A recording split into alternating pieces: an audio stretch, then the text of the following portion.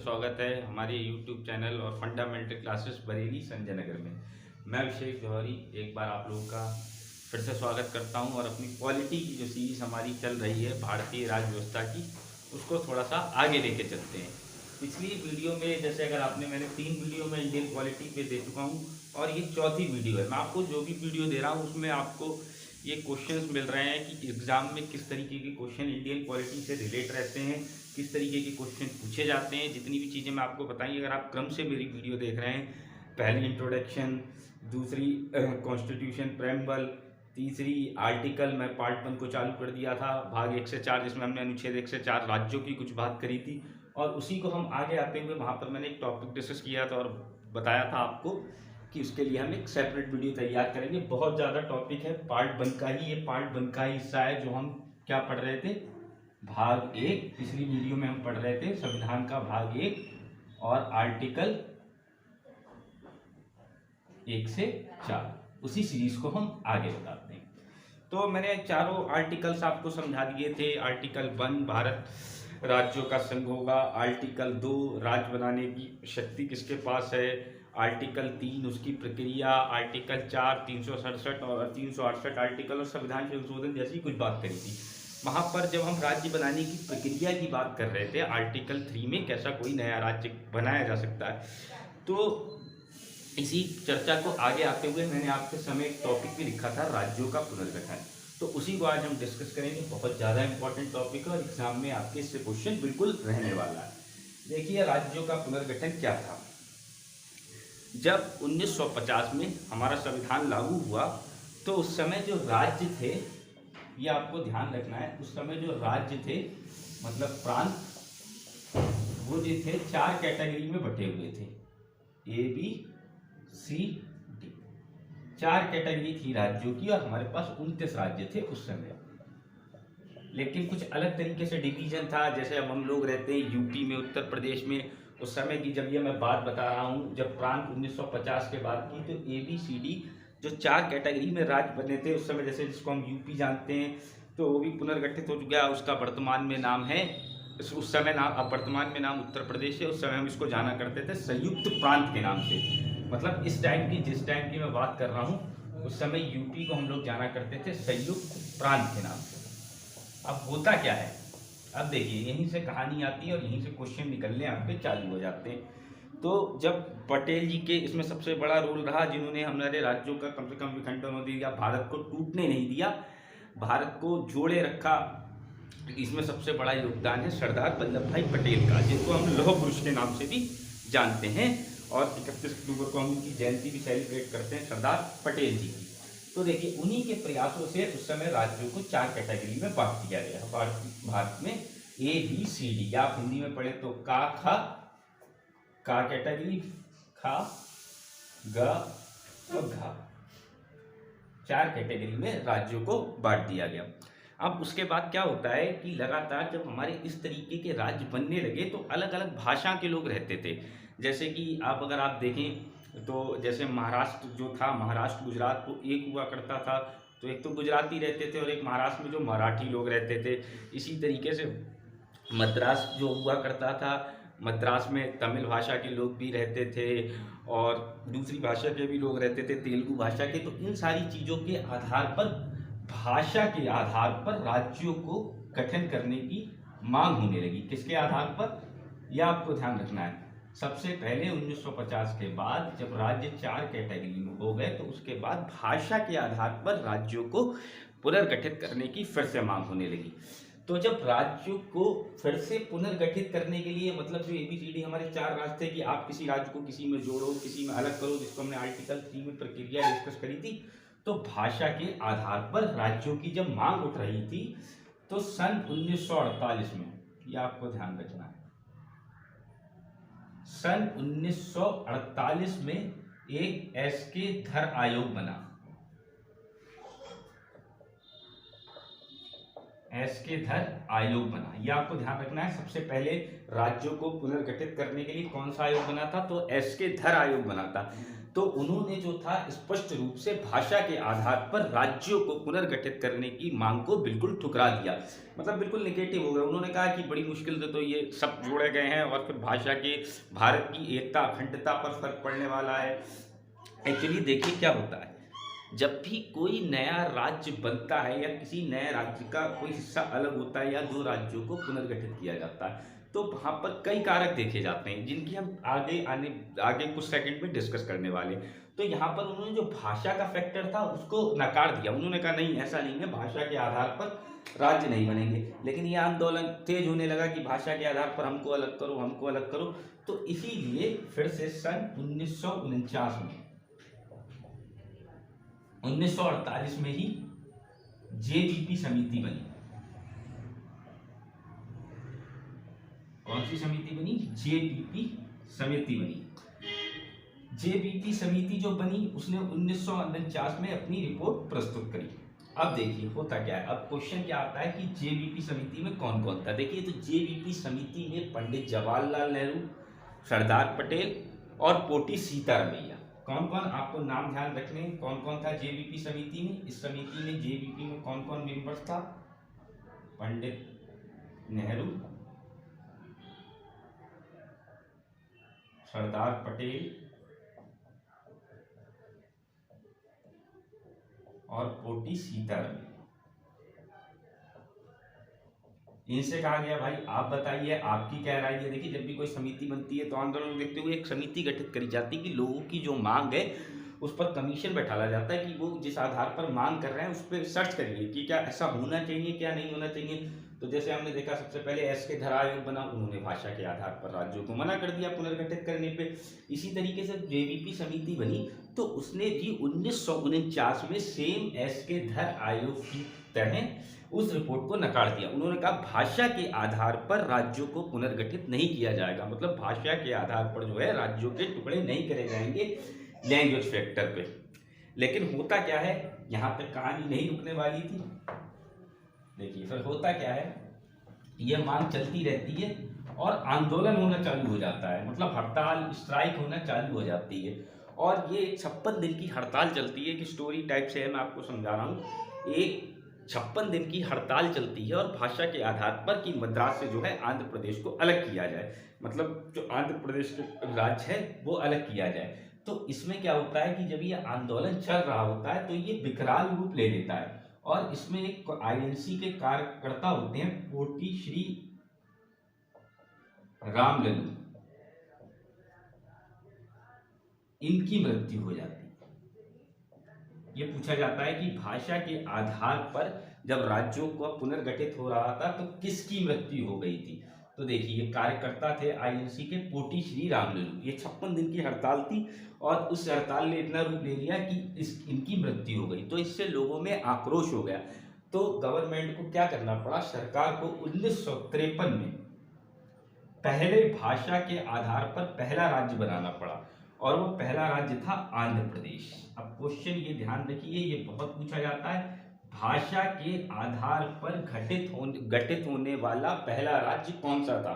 मैं फिर से रिपीट कर रहा हूं कि इससे क्या क्वेश्चन पूछा जाएगा, भाषा के आधार पर पुनर्गठित होने वाला पहला राज्य कौन सा था। तो ये ध्यान रखिए भाषा के आधार पर लैंग्वेज फैक्टर पे आधार पर बनने वाला पहला राज्य क्या था, 1953 में आंध्र प्रदेश, जो मद्रास से अलग होकर क्या बन गया, आंध्र प्रदेश राज्य बन गया।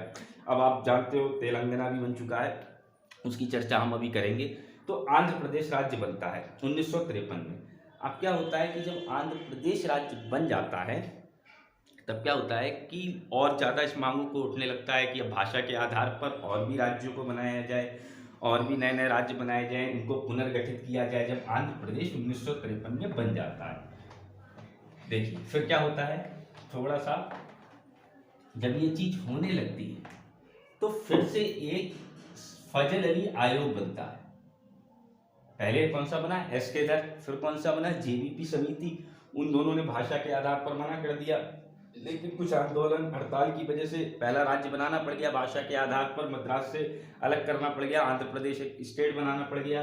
तो इसके बाद एक फजल अली आयोग बनता है, फजल अली आयोग। उनसे कहा जाता है कि अपनी रिपोर्ट बनाइए। तो इसमें क्वेश्चन आपका एग्जाम में आता है कि फजल अली आयोग जो है उसके अध्यक्ष कौन है, किसकी अध्यक्षता में बनता है, फजल अली की।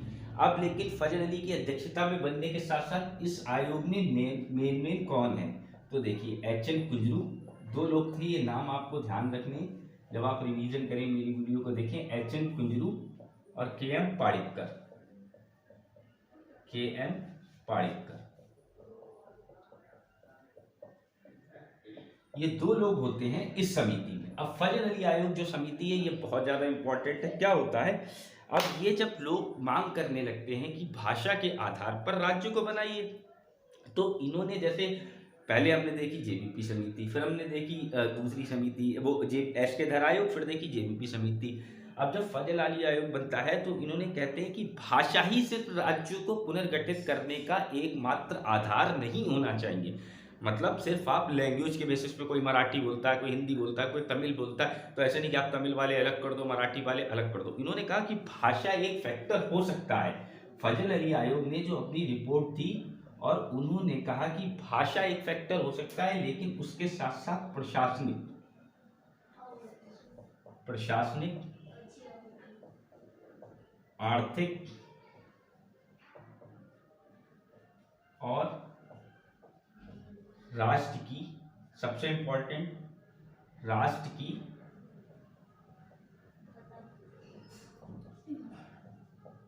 एकता व अखंडता। इन्होंने कहा कि हम राज्य को पुनर्गठित कर सकते हैं, लेकिन भाषा तो उसका एक कारक हो सकता है, लेकिन भाषा के साथ साथ ये तीनों फैक्टर्स भी इंपॉर्टेंट है। जैसे प्रशासनिक का मतलब होता है कि आप कोई नया राज्य बना रहे हो तो क्या वो इस कैपेबल है कि उसके पास इतनी क्षमता है कि इतना प्रशासन है कि वो अपने आप को मैनेज कर लेंगे। क्योंकि आप जानते हो जैसे हम लोग कहीं रह रहे हैं तो जिलाधिकारी हैं, बहुत सारे लोग हैं, तो एक प्रशासन है, सारी व्यवस्था को कंट्रोल करने के लिए लोकल एडमिनिस्ट्रेशन हमारे पास है। टॉप लेवल पे तो मिनिस्ट्री है, केंद्र सरकार है, राज्य सरकार है, लेकिन आपका जो लोकल है वहाँ का भी एक प्रशासन है। तो क्या वहाँ प्रशासन की जो है वो दिक्कत तो नहीं आएगी, इसको भी ध्यान रखना है। चौथी बात, आर्थिक कार्य। अब कोई मांग कर रहा है कि भाषा के आधार पर राज्य बना दिया जाए, तो ये देखा जाता है कि उस राज्य के अंदर इतनी क्षमता है या उस राज्य के अंदर इतने इनकम सोर्स है या इतनी पॉसिबिलिटी है कि उसकी आर्थिक स्थिति डगमगा ना जाए। मान लीजिए उस राज्य का कोई टर्नओवर है या वहाँ से कोई इनकम के सोर्सेज हैं कि उस राज्य की जो व्यवस्था है, प्रशासन है, वो सुचारू रूप से चलता रहे। और सबसे बड़ी इंपॉर्टेंट चीज जिसके लिए सरदार पटेल जी ने सबसे ज्यादा प्रयास किया था, भारत के टुकड़े नहीं होने दिए, जो ब्रिटिश काल में चाह रहे थे कि 550 से अधिक टुकड़े हो जाएं, तो राष्ट्र की एकता व अखंडता, मतलब यूनिटी एंड इंटीग्रिटी, मतलब जो इंटीग्रिटी है, भारत की अखंडता है, उस पर कोई फर्क ना पड़े। मतलब अगर ये हमारा पूरा इंडिया है तो उसके कहीं से भी इस तरीके से ना बनाया जाए कि जो है कि एक इन फैक्टरों को लेके कि कल को ये भारत से अलग हो जाए। मतलब भारत की एक यूनिटी और अखंडता पर कोई फर्क ना पड़े, वो राज्य जो है वो हमेशा केंद्र सरकार के अंडर में रहे, मतलब भारत का अभिन्न हिस्सा बनकर रहे। तो ये 4 फैक्टर जो थे फजल अली आयोग ने बनाए।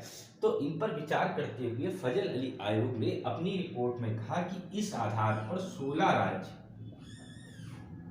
और 3 संघ शासित क्षेत्र बनाए गए। 16 राज्य। अब ये पूछा जाता है कि फजल अली आयोग ने अपनी रिपोर्ट में कितने राज्यों और कितने संघ शासित क्षेत्रों की बात करी थी। तो फजल अली आयोग ने बताया कि राज्यों का पुनर्गठन करने के लिए 16 राज्य और 3 संघ शासित क्षेत्र बनाए जाए। इन्होंने अपनी रिपोर्ट ये दे दी और बता दिए कि ये फैक्टर है, जब भी आप राज्यों को पुनर्गठित करो तो इस तरीके का काम होना चाहिए। अब फिर क्या होता है कि इसके बाद फजल अली आयोग की रिपोर्ट आ जाने के बाद राज्य पुनर्गठन अधिनियम पास होता है। तो ये सबसे इंपॉर्टेंट है, राज्य पुनर्गठन अधिनियम। ये कब पास हुआ, ये एग्जाम में बहुत पूछा जाता है। 1956 में। कब बना ये एक्ट, राज्य पुनर्गठन अधिनियम कब बना, 1956 में बना। और 1956 में बनने के बाद ये हुआ कि राज्य पुनर्गठन अधिनियम ने जो 30 राज्य, कैसे 30 राज्य हो गए, 29 तो पहले से कैटेगराइज थे, ABCD कैटेगरी में मैंने आपको शुरुआत में ही बताया, और एक भाषा के आधार पर हमारा राज्य बन चुका था। आंध्र प्रदेश अलग होकर मद्रास क्षेत्र में तो कितने राज्य हो गए? 30 राज्य। और इन 30 राज्यों को पुनर्गठित करते हुए 14 राज्य और 6 संघ शासित क्षेत्र बनाए गए। क्या बनाया गया? 14 राज्य और 6 संघ शासित क्षेत्र। कितने राज्यों को पुनर्गठित करते हुए राज्य पुनर्गठन अधिनियम ने 14 राज्य और 6 संघ शासित क्षेत्र बनाए। तो ये ध्यान रखना है, कंफ्यूजन यहाँ पर हो जाती है कि जब हुआ सब 1950 के बाद कितने राज्य थे? 29। तो ज्यादातर 29 ध्यान रहता है, लेकिन भाषा के आधार पर इसको राज्य पुनर्गठन अधिनियम से पहले 1953 में कौन सी राज्य बन गया था, स्टेट बन गया था? आंध्र प्रदेश। तो आंध्र प्रदेश के बनने से 30 राज्यों को पुनर्गठित होते हुए 14 राज्य और 6 संघ शासित क्षेत्र बनाए गए। तो यहाँ से काफी क्वेश्चंस आते हैं। कैसे क्वेश्चंस? जैसे मैंने बता दिया, राज्य पुनर्गठन अधिनियम कब पास हुआ? 1956। प्री के लिए या कोई भी आप वनडे एग्जाम दे रहे हो तो बहुत इंपॉर्टेंट क्वेश्चन है। कितने राज्य? 14 राज्य और 6 संघ शासित क्षेत्र। फजल अली आयोग ने अपनी रिपोर्ट में क्या कहा था? 16 और 3। ठीक है। अब इसी के लिए संसद में एक संविधान संशोधन भी हुआ, 7वां संविधान संशोधन। तो ये पूछा भी जाता है ये किससे रिलेटेड है? 7वां संविधान संशोधन मतलब 7th constitutional amendment. 7th constitutional amendment किससे रिलेटेड है? राज्य पुनर्गठन अधिनियम से। इसमें जो था 7वीं अनुसूची में परिवर्तन किया गया, द्वितीय और 7वीं अनुसूची से रिलेटेड है। और कौन सा अधिनियम, वो कौन सा संविधान संशोधन जो है वो राज्य पुनर्गठन अधिनियम से संबंधित है। तो आपको ध्यान रखना है कौन सा संविधान संशोधन? 7वां संविधान संशोधन 1956 में ये हुआ था। और इसको मैं डिटेल में तब आपको डिस्कस करूंगा जब मैं आपकी संविधान संशोधन की क्लास ले रहा हूँ कि कौन कौन से मुख्य संशोधन हुए हैं, जिसमें सबसे बड़ा ज़्यादा हमारा इंटरेस्टिंग आएगा 42वां संविधान संशोधन, जिसको मिनी कॉन्स्टिट्यूशन भी कहा जाता है। तो इस तरीके से राज्यों का पुनर्गठन हुआ। अब देखिए, जैसे अभी भी आप देख रहे हो राज्यों का पुनर्गठन होता रहता है, राज्य अलग होते रहते हैं, संघ शासित क्षेत्र। जैसे मैंने आपको दमन दीव का एग्जाम्पल दिया, जैसे मध्य प्रदेश से छत्तीसगढ़ बना, उत्तर प्रदेश से उत्तराखंड बना। पिछली वीडियो में मैंने ये सारी चीज़ें डिस्कस कर रखी हैं। और आपका बिहार से झारखंड बना, नवीनतम जो है वो तेलंगाना बना। धारा 370 के हट जाने के बाद जम्मू कश्मीर और लद्दाख जो संघ शासित क्षेत्र बने। दमन दीव का विलय हो जाने के बाद दादर नागर हवेली और दमन दीव का विलय, जो सब मैं पिछली वीडियो में आपको डिस्कस कर चुका हूँ। अब यहाँ पर आपको एक थोड़ा सा चीज़ ध्यान रखनी है, एक राज्य के बारे में एग्जाम में क्वेश्चन रहता है, सिक्किम। किसके बारे में? सिक्किम के बारे में। देखिए सिक्किम क्यों इंपॉर्टेंट है? सिक्किम से 2 संविधान संशोधन भी जुड़े हुए हैं, मैं यहाँ पर आपको डिस्कस भी कर लूँगा। एक्चुअली ऐसा होता है, सिक्किम एक देशी रियासत के रूप में थी, लेकिन देशी रियासत के रूप में थी, लेकिन 1974 में 35वें संविधान संशोधन के द्वारा 1974 में 35वें संविधान संशोधन के द्वारा सिक्किम को एक एसोसिएट स्टेट बना दिया गया। मतलब भारत का एक संबद्ध राज्य बना दिया गया, पूर्ण राज्य का दर्जा नहीं दिया गया। मतलब क्या बना दिया गया? क्वेश्चन क्या आता है, सिक्किम को संबद्ध या एसोसिएट स्टेट का दर्जा कौन से संविधान संशोधन के थ्रू मिला? तो यह आपको ध्यान रखना है, 35वें संविधान संशोधन के थ्रू। जितने भी राज्य से रिलेटेड संशोधन थे तो वो मैं आपको डिस्कस करता जा रहा हूँ। बाकी मैंने आपको बताया एक सेपरेट क्लास होगी, जैसे 35वां, 7वां। और उसके बाद 1975 में क्या हुआ? 36वें संविधान संशोधन में 36 कॉन्स्टिट्यूशनल अमेंडमेंट में सिक्किम को जो है पूर्ण राज्य का दर्जा दे दिया गया। किसका दर्जा दे दिया गया? पूर्ण राज्य का। सिक्किम कैपिटल गंगटोक। तो सिक्किम से रिलेटेड ये दोनों क्वेश्चन आपके वनडे एग्जाम में बहुत पूछे जाते हैं। मैं आपको ये नहीं चाह रहा हूँ कि पॉलिटी में आपको एक एक बारीकी से लेके चलूँ, कोई भी चीज़ आपकी किसी पार्ट में छूटे ना। ये चीज़ें आगे भी हम बढ़ते जाएंगे तो कवर होती जाएगी। लेकिन सिक्किम के लिए कुछ स्पेशल प्रोविजंस हैं, सिक्किम के लिए कुछ स्पेशल प्रोविजंस है जिसकी हम डिस्कस आने वाले क्लास में भी करेंगे। फॉर एग्जाम्पल विधानसभा में, मतलब कहीं पर भी विधानसभा होती है, जहाँ विधानसभा में कौन होते हैं? एमएलए, जिन्हें हम वोट डालते हैं। तो न्यूनतम जो सीट है वहाँ मिनिमम सीटों की संख्या 60 है, लेकिन सिक्किम के लिए जो प्रावधान है वो 32 सीटों का है। कितनी सीट है? 32 विधानसभा में 32 सीट। तो न्यूनतम सीटें जो है वो सिक्किम के लिए बनाई गई हैं विधानसभा में। कितनी इसके पीछे उसके प्रशासनिक और जो आपके हैं पॉपुलेशन फैक्टर काम करते हैं। तो विधानसभा में मिनिमम 60 सीटें हैं, लेकिन सिक्किम के लिए कितनी सीटें बनाई गई हैं? 32 सीटें। तो ये मेनली जो चीज़ें हैं तो वो इम्पोर्टेंट जो राज्य पुनर्गठन अधिनियम से आपके क्वेश्चन आने वाले थे वो मैंने यहाँ पर डिस्कस आपको कर दिया। आई होप कि अब आपको कोई क्वेश्चन इस टॉपिक से नहीं छूटेगा। अगर कोई दिक्कत है, कोई चीज़ छूट गई है, आपको लगता है इम्पोर्टेंट, या आपको कोई क्यूरी है राज्य पुनर्गठन अधिनियम से रिलेटेड, तो आप जो है उसको हम कमेंट बॉक्स में कमेंट करिए। हमारी टीम भी हमेशा तत्पर है आपका वो देने के लिए सवाल। और आई होप सो कि मैंने तो मुझे लगता है कि 90 से 100% मैंने आपका काम कर दिया है। 1953 पे पहला राज्य बना, फजल अली आयोग आपको ध्यान रखना है, और उसके बाद कैसे कैसे पुनर्गठन हुए, सिक्किम से रिलेटेड चीज़ ध्यान रखनी है। और बाकी कौन सा राज्य किस समय बना, जैसे कि 1 मई 1960 को जो है महाराष्ट्र और गुजरात अलग अलग हुए। इस तरीके से मैं जो हूँ आपको एक स्क्रीनशॉट प्रोवाइड करा दूंगा। धन्यवाद। खुश रहिए, हंसते रहिए, मुस्कुराते रहिए, और वीडियो अच्छी लगी हो तो लाइक और सब्सक्राइब करिए।